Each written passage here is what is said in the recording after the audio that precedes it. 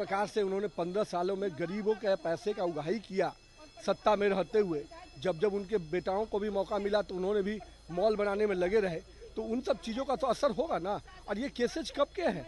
जिनके सागिर्द में बैठे हैं शिवानंद तिवारी जी और ललन सिंह, कई मामले तो उनके द्वारा लाए गए हैं, तो अब उनको उनसे पूछना चाहिए कि केस में सच्चाई है कि नहीं है। अगर उनके सीबीआई के संज्ञान में कोई चीज़ें गई और जांच हो रही है तो डर क्यों रहे?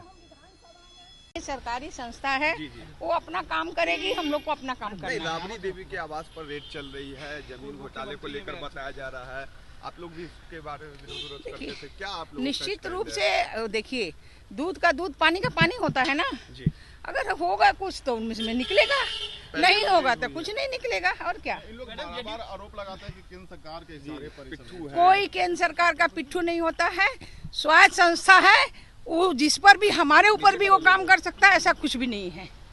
देखिए, सीबीआई हमेशा बदले की भावना से काम करती है। आज तक सीबीआई को मिला क्या? आखिर बताना चाहिए। जब चुनाव नज़दीक आता है तब तक सीबीआई ऐसा क्यों करती है? हमेशा लालू यादव जी के परिवार को तंग करने के साजिश के तहत ये लोग छापेमारी या पूछताछ के लिए लोग आता है।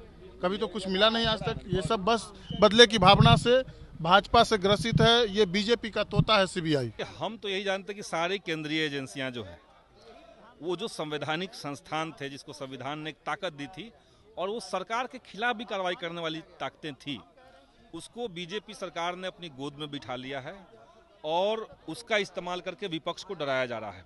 अब बिहार में किन लोगों ने साइन किया, किन लोगों ने नहीं किया, वो एक अलग बात है, लेकिन हमें लगता है कि जदयू के जो नेता हैं विजय कुमार चौधरी जी, उन्होंने तो सदन के भीतर ये बात खुल करके कहा कि केंद्र सरकार जो है वो अपने सत्ता का दुरुपयोग खुल करके कर रहा है। जहां पे विपक्ष की सरकार है उनको टारगेट किया जा रहा है, आर्थिक रूप से उन राज्यों को कमजोर किया जा रहा है जहां पे विपक्ष की सरकार है। तो ये तो जदयू कह रहा है।